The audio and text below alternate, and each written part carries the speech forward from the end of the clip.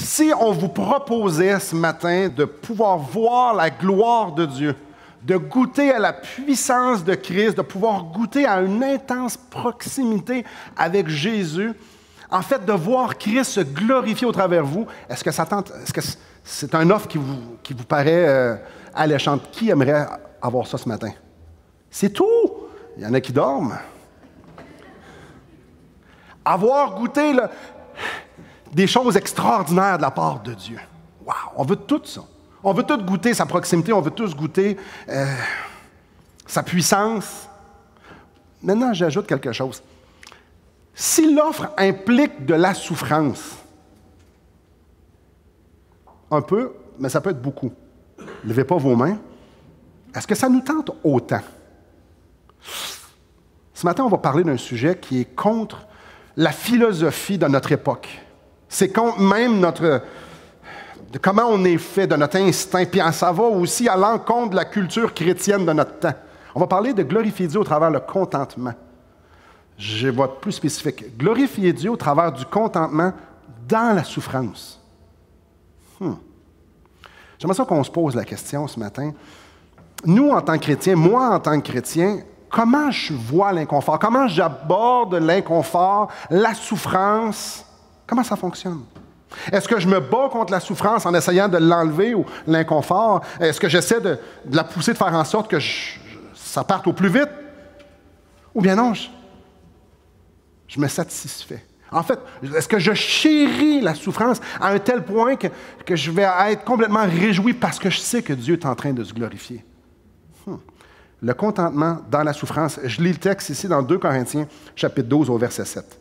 « Et pour que je ne sois pas enflé d'orgueil à cause de l'excellence de ces révélations, il m'a été mis une écharpe dans la chair, un ange de Satan pour me souffleter et m'empêcher de m'enorgueillir. 3 fois, j'ai prié le Seigneur de l'éloigner de moi.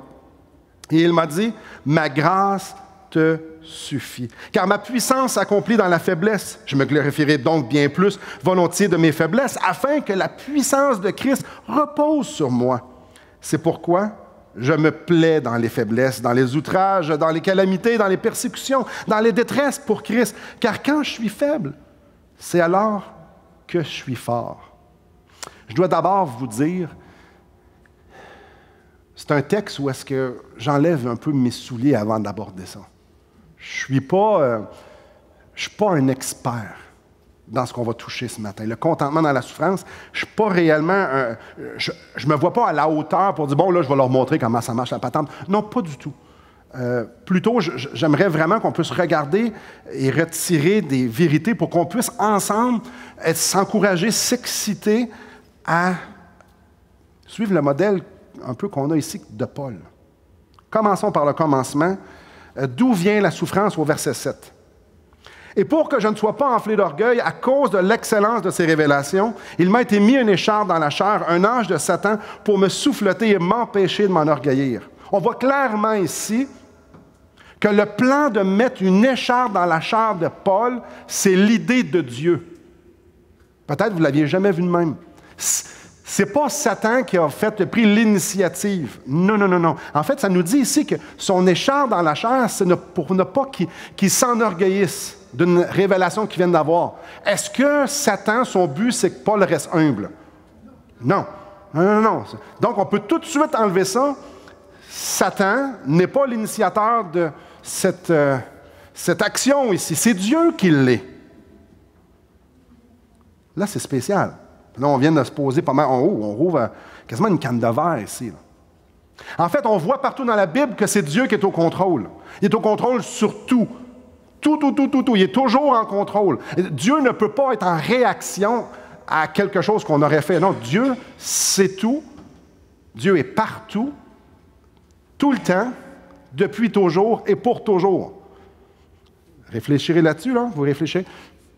Dieu n'est jamais surpris. Dieu est au contrôle. Job, vous vous souviendrez de l'histoire de Job. Si vous ne la connaissez pas, allez la lire. Prenez un après-midi et lisez Job. Juste un court extrait ici.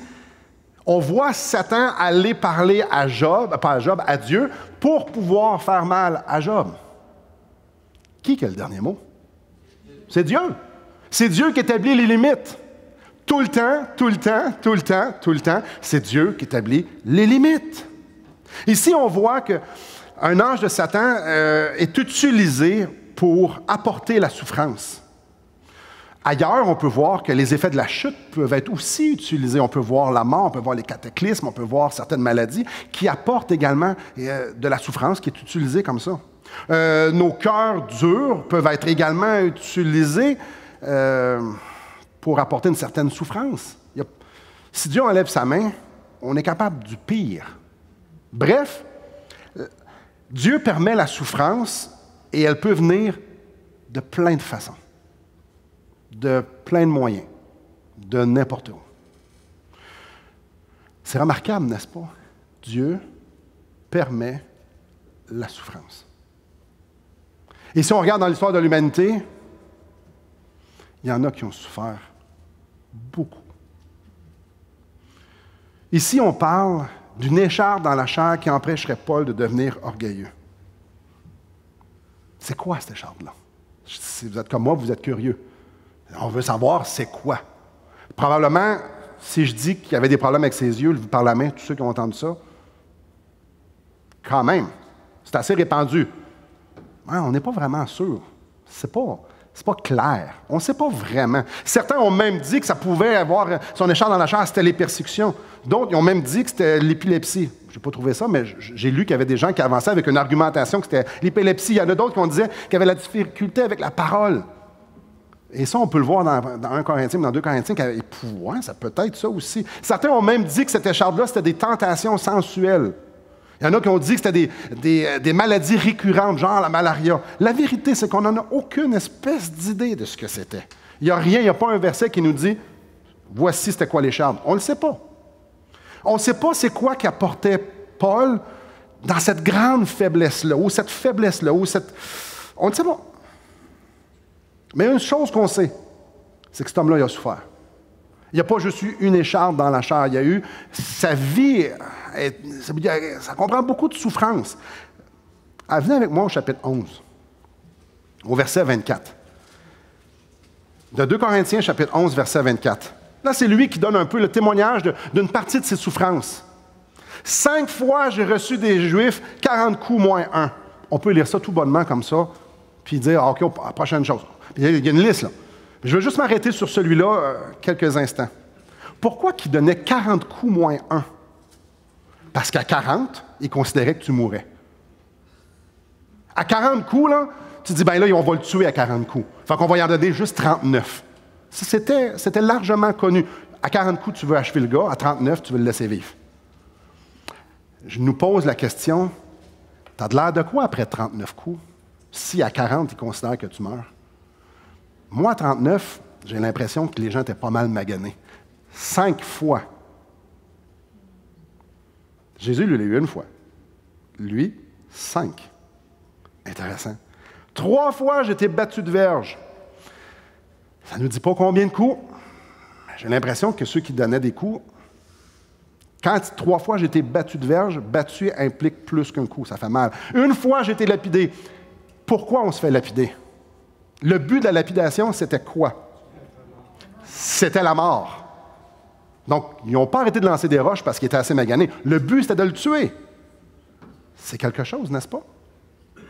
Quelque chose. 3 fois, j'ai fait naufrage. J'ai passé 1 jour et 1 nuit dans l'abîme. Fréquemment en voyage, j'ai été en péril sur les fleuves, en péril de la part des brigands, en péril de la part de ceux de ma nation, en péril de la part des païens, en péril dans les villes, en péril dans les déserts, en péril sur la mer, en péril par les faux phare. OK. J'étais dans le travail et dans les peines, exposé à de nombreuses veilles, à la faim, à la soif, à des jeûnes multipliés, au froid, à la nudité. Ouais. Ce gars-là, il y a eu plus qu'une écharpe dans la chair. Là. Il a été laissé pour mort plusieurs fois. C'est spécial. Très spécial. Dans Philippiens 4, ça nous parle qu'il a vécu dans la disette. Dans 1 Corinthiens, en fait, 1 Corinthiens et 2 Corinthiens, il défend son apostolat. Il apporte des preuves comme quoi il est réellement un apôtre de Dieu parce qu'il y avait bien du monde qui en doutait.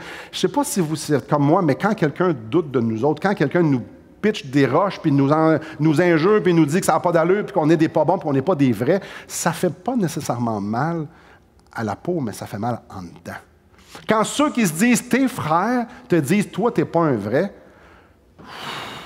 pas facile.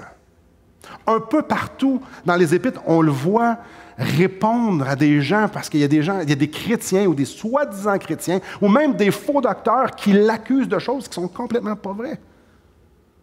Je ne sais pas pour vous, mais ça fait mal. Donc, Paul a vécu la souffrance, toutes sortes de souffrances. Dans 2 Corinthiens, au chapitre 1, il parle même qu'il pensait qu'il était pour mourir. Aïe, aïe. Ce qu'on sait, c'est que cette écharpe ici qu'on voit au chapitre 12, cette limitation, l'amenait faible. Par rapport aux autres choses, on ne sait pas trop. On sait une chose, c'est que Paul ne l'a pas eu facile. Comme j'ai dit, on ne sait pas trop de quelle façon ça le rendait faible. On ne le sait pas. Puis j'ai bien l'impression que c'est pas si important, parce que si ça avait été important qu'on le sache, on l'aurait su.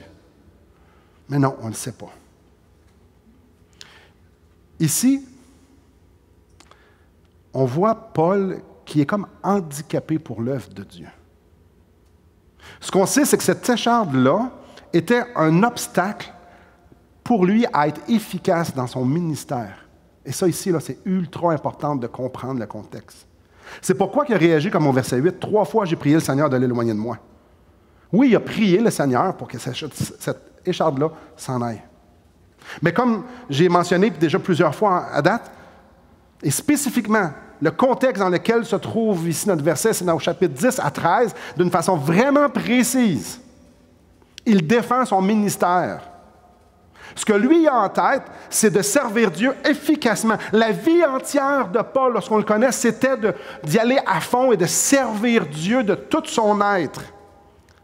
Dans ces trois prières-là, il n'est pas en train de demander le Club Med, non. Il n'est pas en train de dire « Oh, soulage-moi, j'aimerais ça que ma vie soit plus facile. » Non, on vient d'aller au chapitre 11. Non, il savait que sa vie ne sera pas facile. C'est pas ça qu'il est en train de demander, là. Il est en train de demander d'être rétabli pour pouvoir être efficace dans le ministère que Dieu lui a donné. À ses yeux, il voit cette écharde-là comme un obstacle. Puis il dit, enlève-la, j'aimerais ça pouvoir continuer. J'aimerais ça pouvoir le faire efficacement. C'est ça le chapitre 10 à 13. C'est ça sa vie. Je fais tout à cause de l'Évangile. Je traite durement mon corps. C'est ça sa vie. Mais Jésus lui répond au verset 9. Ma grâce te suffit. Mais quelle promesse, mais où? Paul, je suis suffisant pour toi. Paul, tu n'as pas besoin que tes circonstances changent. Tu n'as pas besoin d'être soulagé. Je suis là.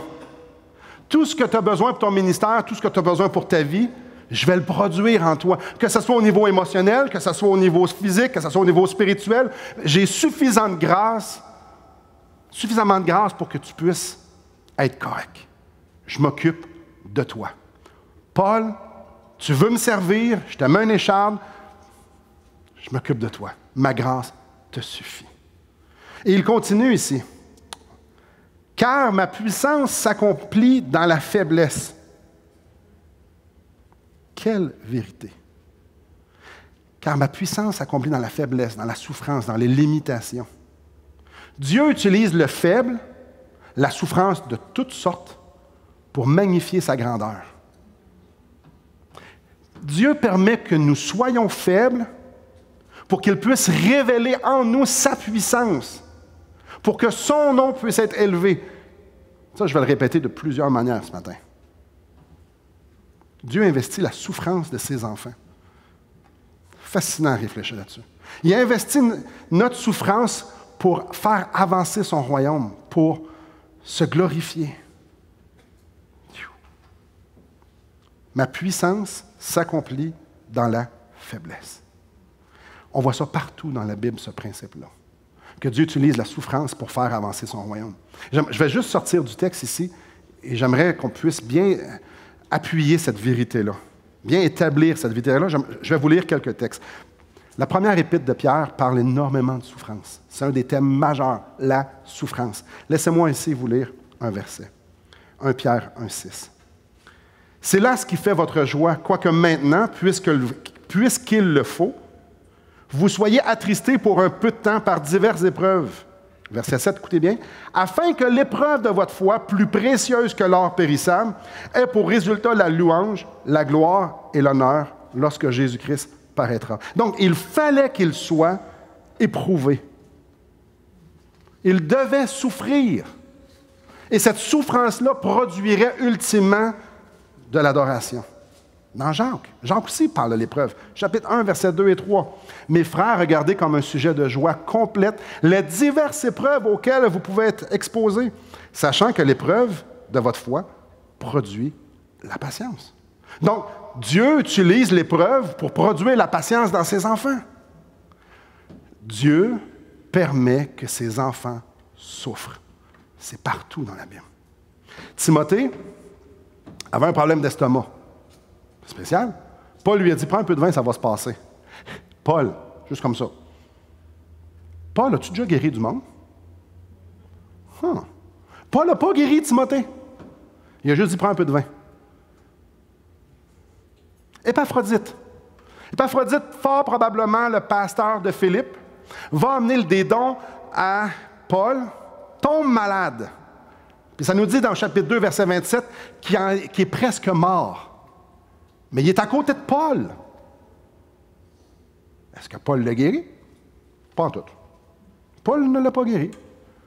Épaphrodite a juste guéri. La maladie, la souffrance était nécessaire ici. C'est un principe partout dans la Bible. Dieu investit la souffrance de ses enfants pour faire avancer son plan. Parlez-en à Joseph. C'était quoi le plan? C'est que Joseph devienne gouverneur d'Égypte pour sauver son peuple. Ça a passé comment? Aïe aïe, il a été vendu par ses frères. C'est quelque chose. Il a été trahi dans la maison de Potiphar, lui qui était intègre, lui qui était loyal, lui qui était exemplaire. Il a été trahi. Après ça, il est en prison. Il a été fin en prison. Il a servi en prison. Et ce qui est intéressant, c'est qu'il a été oublié d'une façon tellement injuste. Pourquoi? On parle de souffrance, incroyable souffrance. Encore une fois, Dieu avait un plan. Dieu utilisait la souffrance de Joseph pour se glorifier et du même coup faire avancer son royaume. Connaissez-vous Jésus? Le Fils de Dieu. En fait, Dieu incarné. Écoutez bien Ésaïe 53, 10. Il a plu, le mot c'est plu, il a plu à l'Éternel de le briser, de le briser par la souffrance. Il a plu à l'Éternel de le briser par la souffrance en parlant de Jésus. Dieu a brisé son Fils. Il l'a fait souffrir sans bon sens. Il a permis cette souffrance-là. Il a permis. Parce que ça faisait avancer son royaume. Donc, l'idée qu'un enfant de Dieu ne souffre pas, prenons un café cette semaine ensemble. J'ai beaucoup de passages à des grandes interrogations. En fait, ce qu'on voit dans la Bible, c'est que Dieu investit la souffrance de ses enfants pour l'avancement de son plan et pour se glorifier.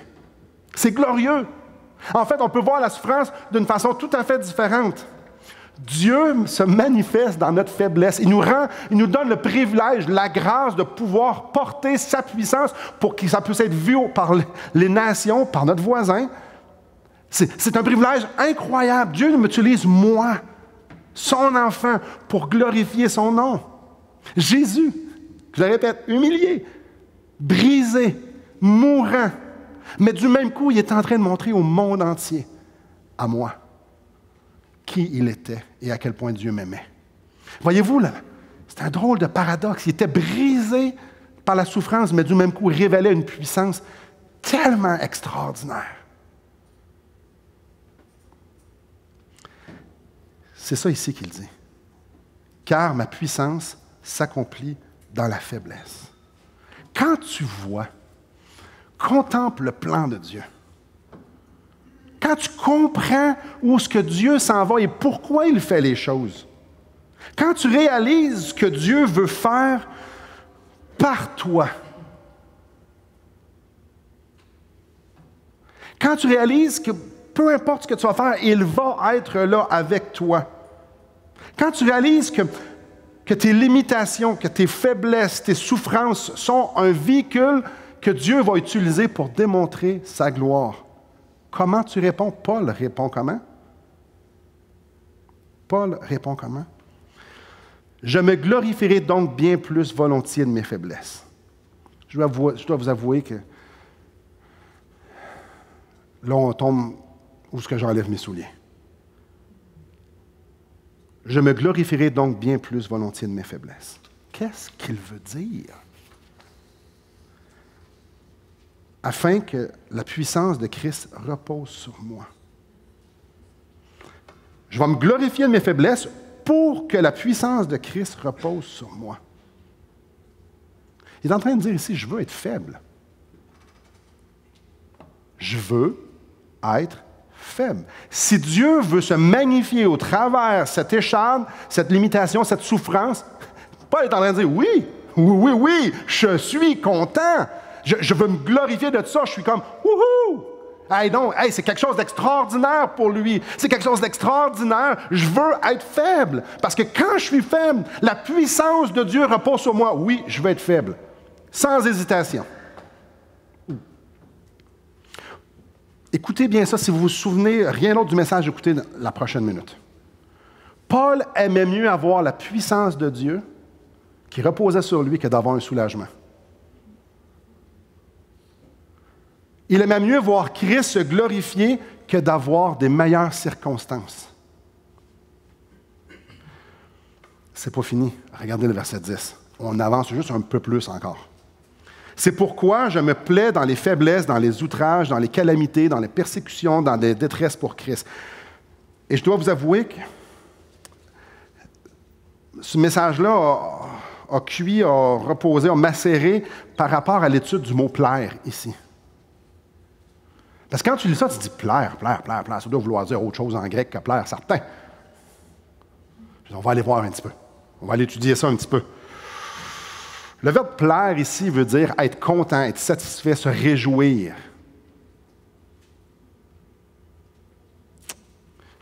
Voici mon fils bien-aimé en qui j'ai mis toute mon affection.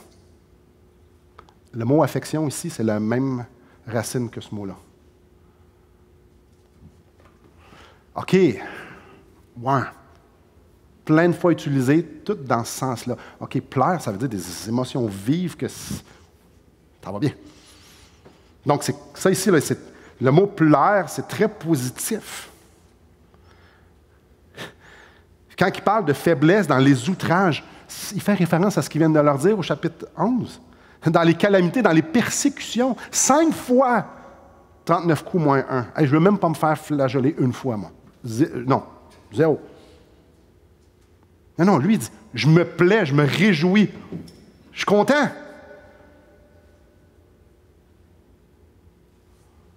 Avouez que c'est contre notre culture un tantinet. Puis ça dit ici pour Christ. J'espère que vous entendez son cœur. J'aime mieux voir Christ se glorifier que d'être confortable. Pour Christ, je me plais dans les persécutions. Je me plais dans... Pour que Christ soit élevé, je suis tellement content de souffrir. Quand je suis faible, quand je suis à l'article de la mort, Christ m'est suffisant. Christ se glorifie. Alors, je suis fort. Et là, il ne faut pas manquer ce bout-là non plus. Là. N'est-ce pas délicieux ici? Les circonstances ne changent pas. Les coups de fouet font aussi mal. Mais il est fort parce qu'il goûte quelque chose qu'il n'aurait pas goûté autrement. La force ici n'est pas dans le changement de circonstances. La force ici, c'est parce que Christ est suffisant. Ma grâce te suffit. Sa force ici, c'est parce qu'il est en train d'être spectateur de ce que Dieu est en train de faire. C'est ça la force qui parle. Regardez quand il dit, c'est alors que je suis fort. Excusez-moi. Car quand je suis faible, c'est alors que je suis fort. Quand, après 39 coups, les circonstances ne vont pas bien, là. Puis le monde autour de lui ne sont pas gentils. Comment il fait pour dire « je suis fort » ? Parce qu'il vient d'expérimenter la puissance et la gloire de Dieu.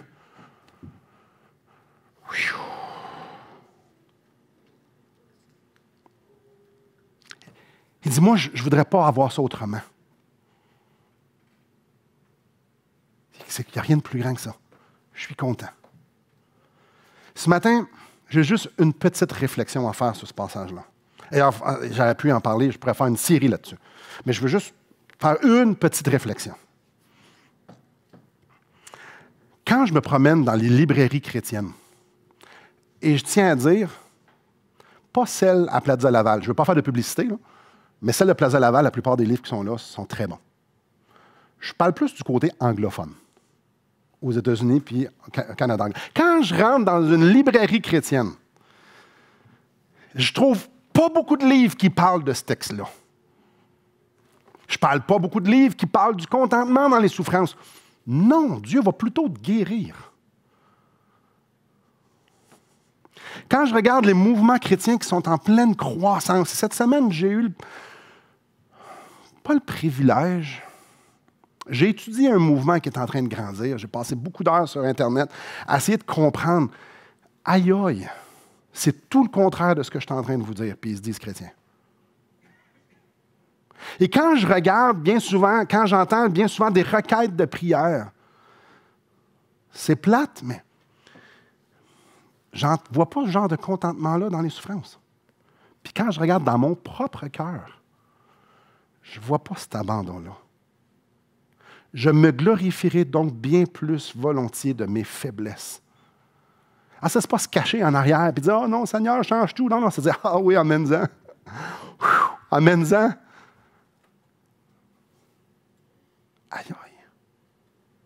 Certains vont dire « Oui, mais Simon, il a prié 3 fois pour qu'il s'en aille. » N'oubliez surtout pas qu'il a prié 3 fois pour que cette écharde-là s'en aille pour être plus efficace dans son ministère. C'est de ça qu'il est en train de parler. C'était pas le Club Med, c'était pas du confort, c'était pas du soulagement pour lui qu'il voulait. Il voulait être plus utile. Et c'était son point de vue. Et je nous pose à la réflexion, et si nos accidents d'auto, Dieu vous laisse glorifier au travers d'un accident d'auto? Ce soir, je m'en vais souper à Drummondville avec mon père. Et si Dieu permettait que j'ai un accident et que je perde un de mes enfants, ou toute la gang, ou que vous perdiez votre pasteur, on réagit comment face à ça? Et si Dieu vous laisse réellement se glorifier dans notre faiblesse, dans la souffrance, est-ce que nos requêtes de prière changeraient? Est-ce que je veux réellement que Dieu me protège sur la route? La seule raison pourquoi je voudrais, c'est pour aller voir mon père et prêcher l'Évangile. Mais pourquoi je veux absolument tenir à mon confort? Parce que je ne veux pas souffrir. Wow! C'est pas ce que le texte parle ici. Peut-être que la perte de mon emploi, je n'ai pas de perte d'emploi, là. En tout cas, si j'en ai une, vous me le direz plus tard, là.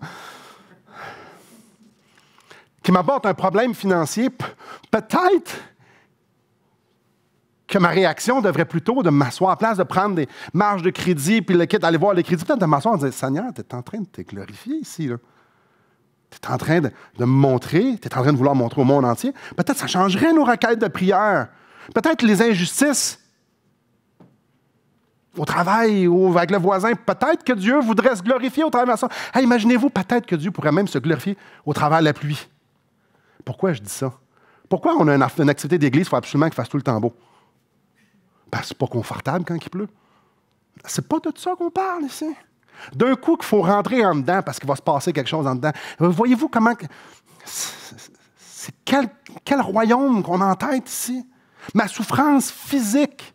Il y en a qui souffrent physiquement parmi nous. D'un coup, si Dieu vous laisse glorifier au travers de ça, qu'est-ce que je prie?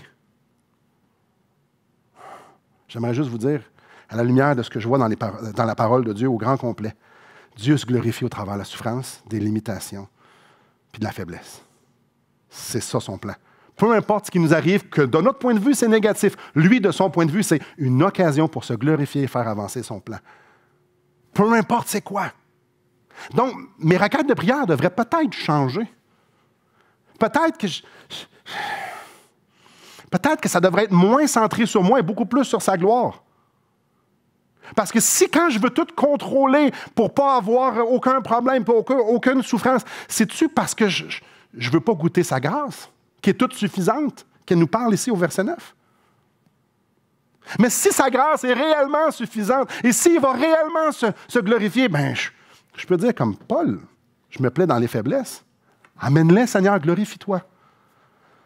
Voyez-vous comment on peut voir ça d'une toute une autre façon? Je me plais dans les faiblesses. Quel contentement! Je me réjouis dans les faiblesses. J'affectionne les faiblesses. Là, il fait référence à toute sa vie de souffrance qu'on a mentionné juste un peu tantôt. Il y avait juste deux choses que Paul savait. C'est que sa grâce, la grâce de Dieu était suffisante. Puis que Christ est en train de faire quelque chose. Que Christ est en train de magnifier son nom. Que Dieu ne gaspille pas les larmes de ses enfants. Il les investit dans son royaume.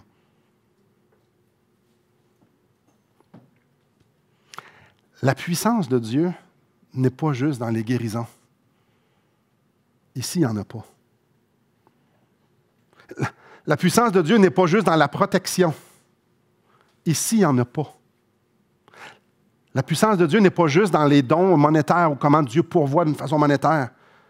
Je vois clairement ici que la puissance de Dieu se manifeste dans le contentement de ses enfants et dans le fait qu'il leur fait vivre quelque chose de tellement exceptionnel, de plus grand qu'ils pourraient même imaginer dans leur vie alors qu'ils sont dans la souffrance. Et la grosse question que je me pose puis que je nous pose à nous, c'est est-ce que ma vie est réellement disponible à Dieu pour qu'il puisse se magnifier comme bon lui semble à lui? Ou alors que j'ai des souffrances ou des choses qui me déstabilisent un peu, c'est comme vite, enlève-les. C'est Dieu qui les permet. Si Dieu voulait que ça soit autrement dans ma vie, ça serait autrement dans ma vie. Puis Satan qui nous tente, oui! C'est qui le boss de Satan?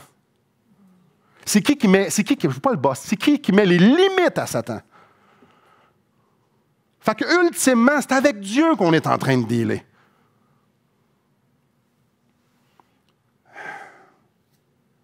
Puis, ça nous parle dans Jacques de requêtes de prière qui ne sont pas répondues parce que c'est pour notre vente. Sa volonté à lui, c'est quoi? C'est que peu importe ce qui arrive, c'est qu'il soit magnifié, glorifié, honoré. Parce que soit que je mange, soit que je boive, soit que je fasse n'importe quoi, ma préoccupation, c'est de glorifier Dieu. Est-ce que ma vie est réellement disponible? Et moi, quand je regarde ce passage-là, c'est ça que ça m'est. J'arrête ici puis je fais. J'ai-tu cet abandon-là? L'abandon que il peut tout prendre pour se glorifier. Mes enfants, ma santé, ma vie, les circonstances, un flat sur le pont. J'ai-tu cet abandon-là? L'avez-vous? J'ai-tu ce contentement-là de dire, avec cette foi en Dieu, que son plan est tellement meilleur que le mien, puis que c'est moi qui dois changer d'attitude? Clairement, je peux lui dire, si j'ai un accident ce soir, Seigneur, j'aimerais ça que tu puisses sauver ma femme. J'en ai besoin pour mon ministère. J'en ai besoin pour t'honorer. Clairement. Mais il me semble ce qui devrait envahir nos cœurs. Seigneur, je veux tellement que tu te glorifies. Seigneur, je veux tellement te voir, je veux tellement t'expérimenter, je veux tellement que tout mon être entier soit ébahi par ce que tu es en train de faire, parce que tu es bon, puis parce que tu es bon, puis parce que tu es bon, puis parce que tu es bon. Ça fait mal, j'ai besoin de toi. Voyez-vous, il y a une douce balance à avoir. J'ai une job de 500 000 par année. Je ne parle pas de la mienne. J'en ai fait un petit peu moins. Puis là, je perds une partie de mon salaire. Ben là, ça ne marche pas. Là. Peut-être que Dieu est en train de faire quelque chose. Peut-être que je suis capable de réorganiser mes flûtes pour que Dieu puisse... Voyez-vous, j'ai-tu le contentement que son plan, c'est correct? J'ai-tu ça? Dans toutes les sphères de ma vie, je ne dois pas donner des exemples sur tout, ça fait déjà pas mal que je donne. Est-ce que Jésus-Christ est réellement suffisant ou j'ai besoin absolument de ma femme, de mes enfants, de ma santé? Est-ce que Jésus-Christ est réellement suffisant? Ce passage-là m'a porté là. Et encore une fois, je regarde la table du Seigneur et le serviteur n'est pas plus grand que le maître.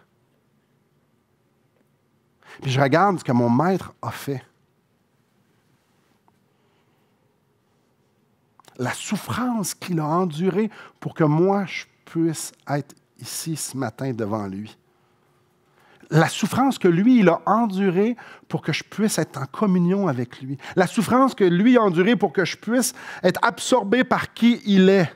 Quand je réfléchis à ça, je me dis, qui je suis, moi, pour vouloir avoir le Club Med dans ma vie?